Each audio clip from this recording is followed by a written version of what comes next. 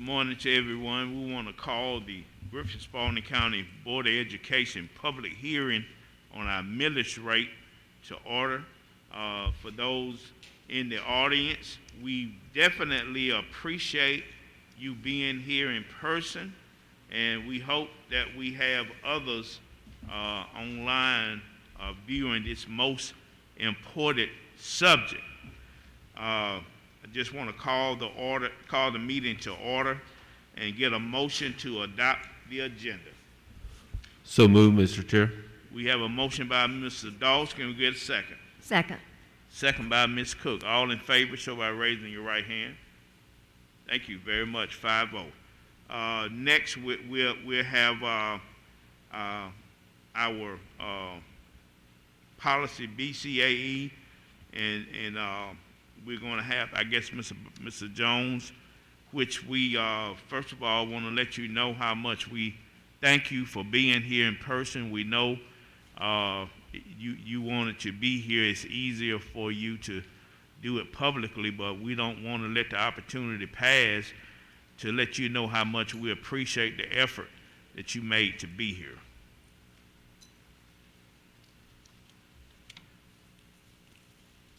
As I always do, thank you, Mr. Chairman. Before I get started, and I appreciate those kind words again, kind of like I said on the Google Meet last week, I owe some gratitude to my office, which one of my members is here, Joe, in the audience too, and Bridget, and the folks that have really picked up the slack. I've been working virtually for a couple of weeks, but even trying to correspond can be difficult sometimes, but we're hanging on, and we appreciate your support. And also, in YouTube land, I want to thank my wife as well. She's out roaming the streets of Griffin in my little red car waiting on this to get done. So she came up with me today because I haven't been driving any except to maybe pick up some to-go food the last couple of nights. So I'm about back, and I appreciate it, and I want to thank her as well, my wife, Kelly. I appreciate everything you do helping me out with this. So as we get started again, like I told you on the Google Meet last week, there will be 5 instances where the board and or public would get to hear some information, and really a 6th one. I think Mr. Brown and I are going to participate in the town hall tomorrow. So there's really 6 opportunities. So this would be the 2nd one, and this PowerPoint has been tweaked a little bit with some examples from what you saw last week to give you a little bit more information. So let's see. So again, as we start being professional, accountable, and communicate effectively, number 3 is really what I'm trying to do, and hopefully with anybody here and in the virtual world, we'll be able to do that today. On our strategy map, the fiscal accountability, which is 2nd row, 3rd down, is what I'm focusing on, and being able to provide those resources is one of the reasons we're even talking about potentially leaving the millage rate the same versus a rollback. We're doing an education session on that today. So again, and some of this may be hard to read, for the people who have the printout, be a little bit easier to read. We started this journey, or the process has to do with approving a budget, and the Board of Education here in Griffin-Spalding approved that budget June 15, 2021.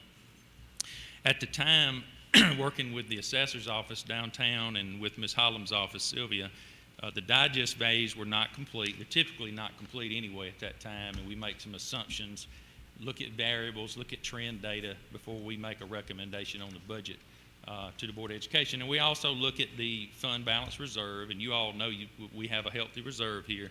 And also this year we kind of piggybacked last year and decided to use one of our CARES budgets, which again we have CARES 1, 2, and 3. CARES 2 is being used to balance the budget in the year we're in right now. And my clicker's not working. There it goes. To be able to put our principal salaries and our AP salaries into that for FY22 to try to balance back without using fund balance reserve. So that kind of sets the stage for some things we're about to talk about. So again, FY22's budget is balanced, but it's balanced by using federal resources, which we will not be able to continue to do into the future. Okay, this is an add-on. I wanted you all to have kind of a glossary of some terms, so if we can just run through those right quick. Some of these are in the revenue guide that the state updates annually. So ad valorem tax or property tax, there's a couple of different types of those. When you hear ad valorem, most people think of their vehicles, and the law changed in 2013 where you start paying that when you go and buy a new vehicle. So a lot of that revenue, if you look at our digest, has decreased over the years, and it will continue to decrease for anybody that sells vehicles that they bought prior to 2013. That will continue to go down on our digest. And we get that in the title ad valorem tax. We get it in a different way. So property taxes also are normally due November 15th in Spalding County with an extension. They may be due December 15th. A lot of places that I've analyzed, some people are always December 15th, some people are always November 15th.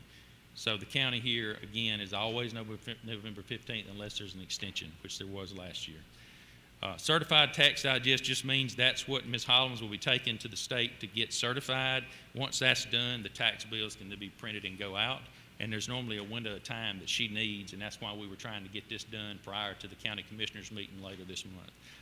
Levying authority is basically you, the county, the city, and a consolidated government, for example, can levy taxes, and that's what we're having the 3 hearings about. Ultimately, the county commissioners still have to sign off, or ratify is the term I normally use, and that will be after our 3 hearings, and you all vote on a millage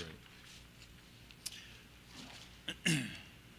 And as I'm going through here, I'm appreciative of the people in attendance. If you'll write down your question or your page number if you've got a question, I'll be glad to take those at the board. We can take those when we're done. If you want to come up and ask a question, et cetera, just jot it down. We'll come back to you. Mill is what you're normally used to hearing in millage rate. So if you look at the value of a mill is about 1.7 million here in the county. So if you do that times the millage rate, you're going to come up to somewhere around $28 million. The digest is really $1.7 billion with a B. And there's a formula that you divide that by 1,000, which I'll show you in an example here in just a minute, to get to what the value of a mill is. And then the millage rate is the next one, and I'm just showing you there. That's what you all have discretion on. Typically in the state of Georgia, the Board of Education can levy up to 20 mills. There are some exceptions to that, and I'll show you that as well on a couple of counties. A lot of counties, if you see their millage rates, this is the M&O rate, and some counties have a bond millage rate as well. So they may have a 16.742 for M&O is what we're talking about, and they may have a 1.5 for bonds, because they may have chosen to pay for capital improvements outside of their E-Splice. So a lot of times, again, depending on who you're asking the question, you've got to get a little bit more information. Millage equivalent, the bottom of that, the 0.632, that's really the difference of where we're at right now at 16.742, and if you all were to decide to roll the millage rate back, you would reduce it by 0.632 to get 16.110. Those are all state formulas. Those are all items that Ms. Hollins has helped figure for us. On that yellow page is where you'll see that in this presentation. All right, net assessed value, that's what I was just saying a while ago. You take the 1.7 billion, you divide it by 1,000, you get the value of a mill, which is the types of taxes that you add up together, the vehicles, the real property, the personal property, et cetera, to get to the 1.7 million per mill. Recommending authority, again, is you, Griffin-Spalding County Board of Education. Rollback rate, I just spoke on that, and I've got you an example there at the bottom. The two numbers that we're looking at, the 16.742 is what the county is currently at, and I'll say this several times in the presentation, unless you have a assessment increase on your property. If you're at 100 grand and they reassess you at 130, if you're still at 100, you'll see no increase in taxes from the prior year, unless you've built a swimming pool, added a porch or something, and gotten a building permit, and somebody's come out and made a record of that. So again, if you're at 100 on value, and you're at 100 again, and the millage rate stays 16.7, I don't know what you tax. Let's say it's $500, then you'll be $500 next year. If you've changed an exemption or the freeze in the county, or you were not homestead and became homestead, those variables, I wouldn't know that. Those are items that play into it. I'm giving you just a raw, simple example on that. Okay. Mr. Jones. Yes, sir. Could I respectfully interject at this point, because I want citizens to fully understand, because thank you, Ms. McDonald, for shooting me that article on the front page of the Griffin Daily News, projecting that we were increasing taxes. I just want the citizens to know and fully understand we are not increasing taxes through this board's action because of reassessment and things that people may have done. They may see a tax increase, but it's by no means by anything that the school board is doing with our millage rate. I just want to interject that to make sure everybody understands that. I've not seen the article. Was it a press release that we by law have to assign? It was an article. Miss McDonald. She I don't take the local paper, so I don't know the date, but I think it was maybe Friday. It was last, let me get the date here. It was last Thursday, the 9th. Thursday. The Griffin Daily News headline was School Board Eyes Increase in Property Tax, which I thought was a little unfair to this board and to this community. But I got a picture of it here. I was really surprised to see that. Yeah, I know. Again, I have the examples from last week to show the items, and we can park it on there a minute when I get to that of what we have to put in the paper. Like for today, there should be an article. I got a proof of it yesterday from Crystal at the paper. What will run today for next week's 2 hearings and the board vote on the millage rate, and then by law we have to issue a press release.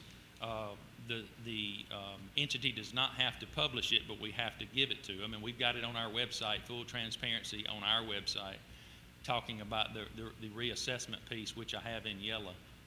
But again, we acknowledge, Superintendent and I have talked about this, we acknowledge, and I've got a slide in the back, that the board has rolled the millage rate back for 7+ years. You have to go back to 2012, 13, 14, somewhere in there, where there was a non-rollback or a leaving the same, and it was in the 19s. Mm-hmm. So this board was right now in the 16s, looking to go to possibly 16.1.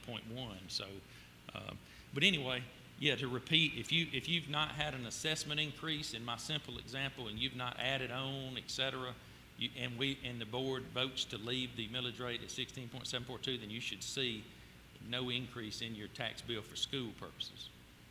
Yes, ma'am.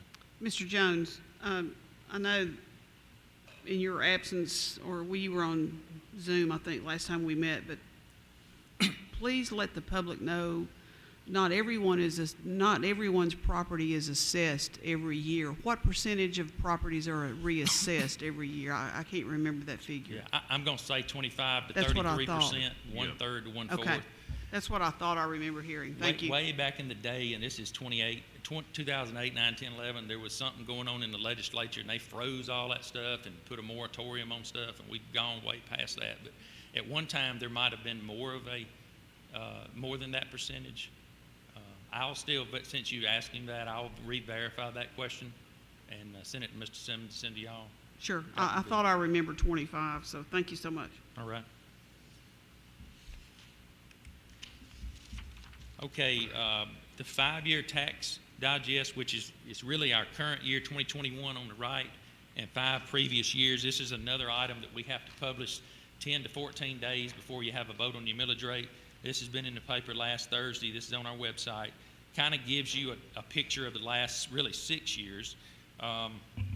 In the middle, you can see the millage rates and how they've gone from 18.57 down to 16.7242 last year. And if you roll back, it'll be 16.110.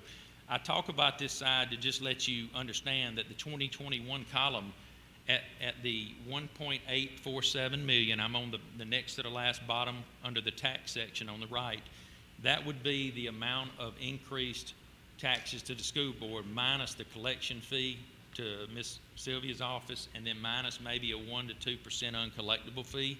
So we might actually be 1.45 million. Now, also added into this figure would be the amount for improvements, add-ons, resales where the tax value would automatically be reassessed, building swimming pools, et cetera.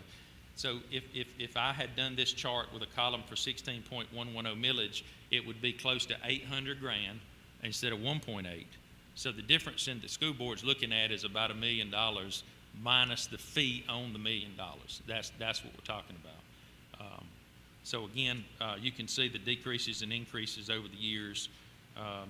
like, for example, last year, 491 grand, we rode the millage rate back, but the school board was still able to realize close to 500 grand.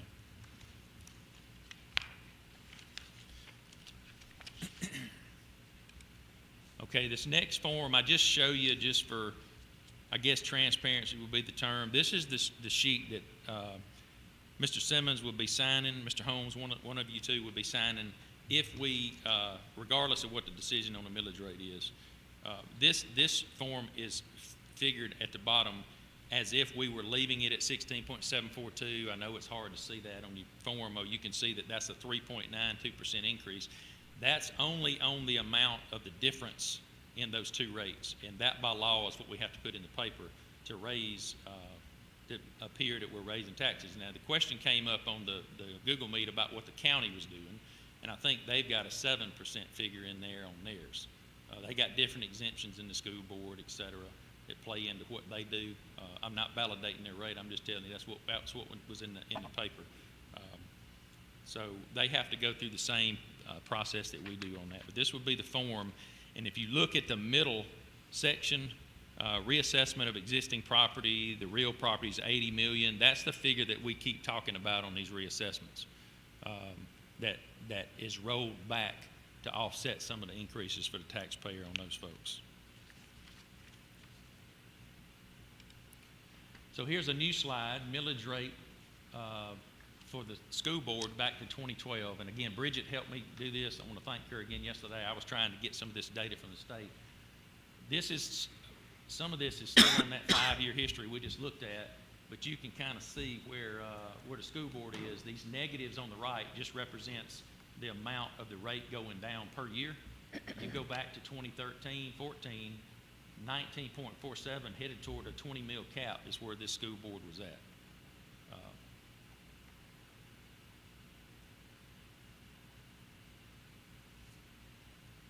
So 6 to 7 years, it looks 7, 8, it looks like that it's been rolled back.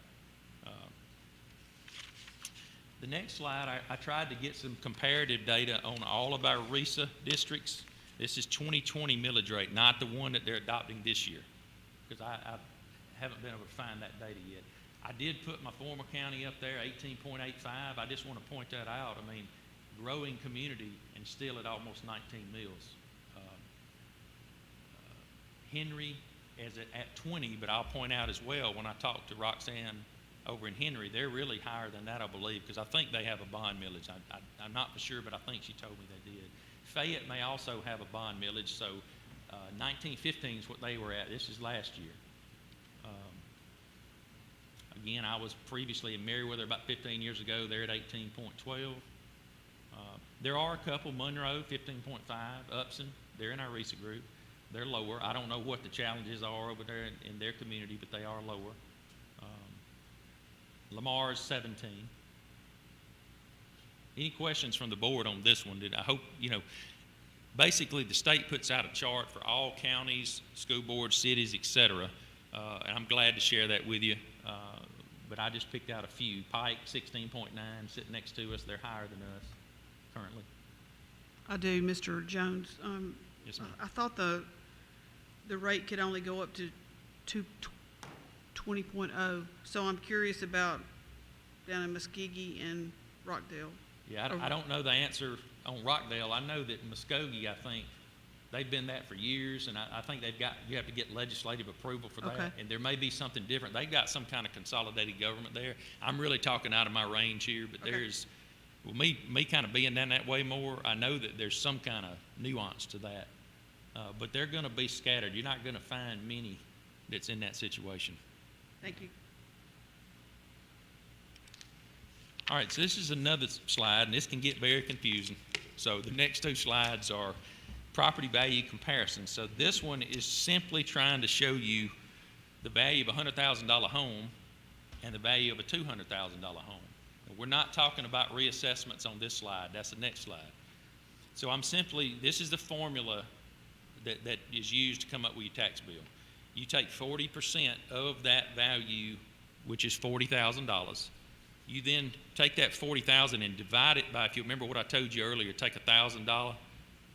The tax IDS was $1 billion. You had to divide it by $1,000 to get to $1 million. So you take that division and it gives you $40. You then take that $40 times the current millage rate, which on this example is $669.68. And then you compare that to what the tax bill would be if you all rolled the millage rate back to 16.110, 644.40. The difference is $25.28, and that $25.28 is what we put in the newspaper at the bottom of those ads, and I'll show you again in a minute. I got it highlighted in yellow. Same, if you look over to the $200,000 example, again, it's going to hit somebody, a taxpayer, for double the amount, and you just keep doing that scenario, 300, 400, 500, depending on their property value. This is the simple example to arrive. We don't need to make it any more complicated than this. The only variables of this is if I had 100,000 property and I took 40%, but I had a homestead or I had these other senior exemption, this is not considering that because everybody would have something different on that. This is just a plain Jane example on that. So on your 200, you're looking at a rollback would save 50.56 in that scenario. And that's per year, not per month. Yes, That's ma'am. the yearly increase. Yes. And that 25, 28, and 50, 56 represents 3.92%, which is what we had to advertise in the newspaper. And then you've got a little blurb at the bottom, leaving the millage rate at the current rate. Property owners that did not receive an assessment increase would not receive an increase in their property taxes. It does not consider building improvements or any exemption changes. So let's keep this one in mind, and let me see if I can do this next one justice. This is the one that kind of gets a little confusing. Property values, if somebody had a reassessment. So we're still taking the 100,000, so the one on the left is still valid. It is what it's going to be, and depending on which rate the school board adopts, that would be the situation. So if you go over to the right, and I've heard just a few people in the community that have had large assessment increases. I mean, that's what I've heard. I haven't validated it, and then normally when I've gotten an assessment increase where I'm at, it's normally a few $1,000s or something like that. It probably would depend on whether it's been once every 4 years or something if they've been reassessed. So anyway, if this property went up to $130,000, you still take the 40%, excluding exemptions. So that $40,000 now becomes $52,000, which you divide it by 1,000 to get 52, and then you simply take that times the millage rate. So that particular example, if they went up 30,000, their taxes would go from 669 to 870. If you rolled it back, their taxes would go down to the millage, the rollback rate of 837, which would save them $32. The confusing thing is, and I have to admit, over all my years, sometimes this gets a little blurry. They're still going to get an assessment increase. They're still going to get an increase in their taxes based on the assessor's office valuing the property. You as a board can only try to combat that by a certain amount, by that millage rate offset of 3.92% by rolling it back. I mean, so the taxpayer that gets an assessment increase is still going to have an increase in their taxes, barring them filing an appeal within 45 days, and that here may have already exhausted. They send those notices out, I think, in the spring, early summer. If that 130 gets bumped back down to 115, then our example would just be 115, and basically you'd split that 32 in half. It'd be $16, $17. So the rollback scenario in an assessment increase, your decision making could impact them $32 in this far right example, not the whole amount that they might go up by their assessment. Okay, does that make sense? Mm-hmm. Again, there's a blurb at the bottom which basically is saying what I just said. Right. Again, we can come back to this in just a second. Let me just kind of move through these so we can see if we've got some questions. Here's the articles again that I shared with you that are in the newspaper. This was last Tuesday, advertising the hearing today. The yellow items are the 3.92% and the 25.28, which I had told you about earlier. This next one is the ad that is running today in the newspaper, which advertises our two hearings next Tuesday at 10 a.m. and 6 p.m., and then you're voting on the millage at 6:30, special board meeting.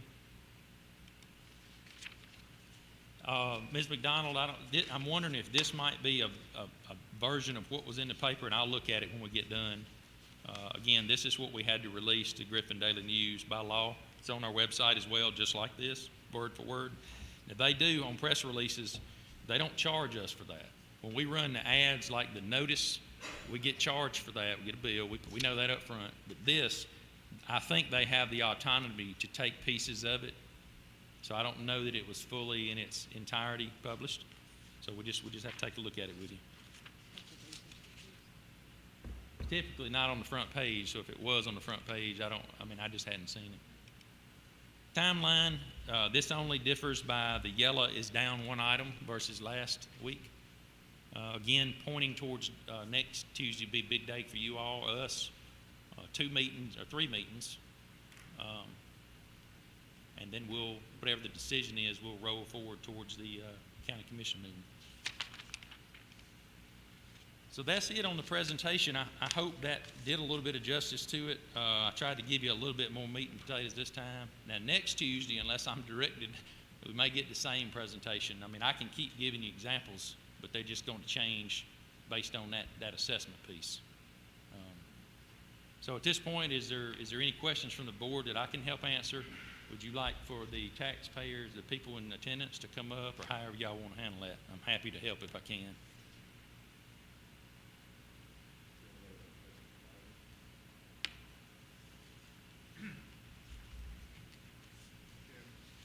No, I was just reading this highlighted section on the press release, and I like most people, when Ms. Sue sent it to me, the only thing that popped out at me was the headline. Yeah. So I can't really say whether or not they had that highlighted area in the article to explain that it was because of the reassessment. So I'm going to go back and relook at it, but most people won't know the details of what that entails. But I just want to make that clarification that it wasn't anything the school board is doing. It's because of that reassessment. Has your office or the organization in general received a lot of phone calls from our constituents? I haven't, and I do have my voicemail forwarded to my cell phone. I can see it on my email. I haven't. Now, I think I shared with you about 6 months ago, I got one question from, I think, that is over there in your district, because we talked about you when she called about where she was located in the county, and I helped her. That's the only person that I've talked to specifically. Okay. And once we went through the scenarios, and this was before all this, she had a really good understanding. Okay, thank you. And I guess my question would be, has Adam heard from anybody in regards to millage? From one person? What was that conversation?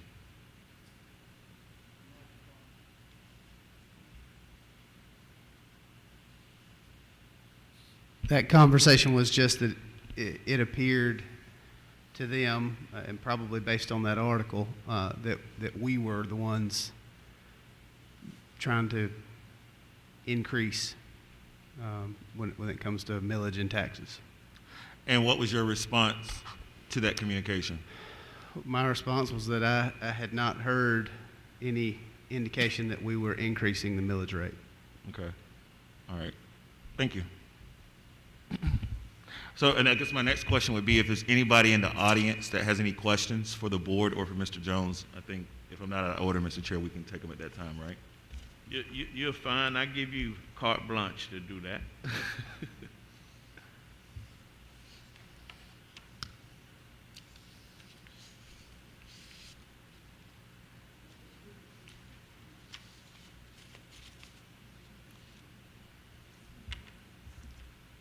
Is there anything else we need to do?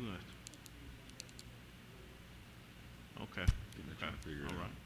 We'll if you don't mind, Mr. Jones, if you could just stay there for a few minutes,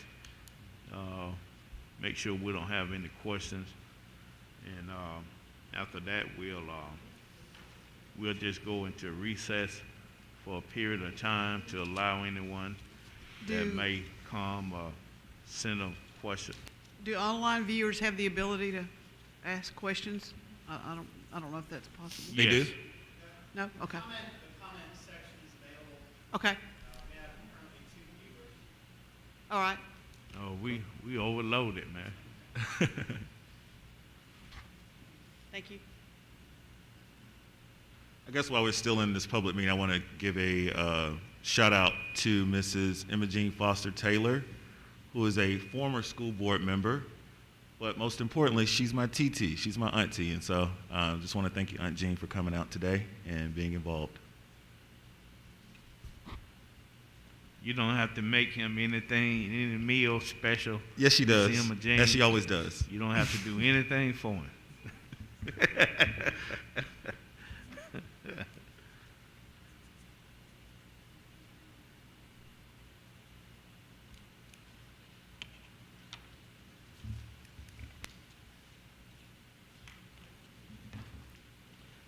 If the board doesn't mind, we'll go into maybe about a 15-minute recess just to be available for anything that may comes in or anyone that may arrive late with any questions. If that's okay with the board, can we get a motion to do so? So moved. Can we get a second? We got a motion and a second to go into a 15-minute recess. All in favor, show by raising the right hand. We're officially in recess.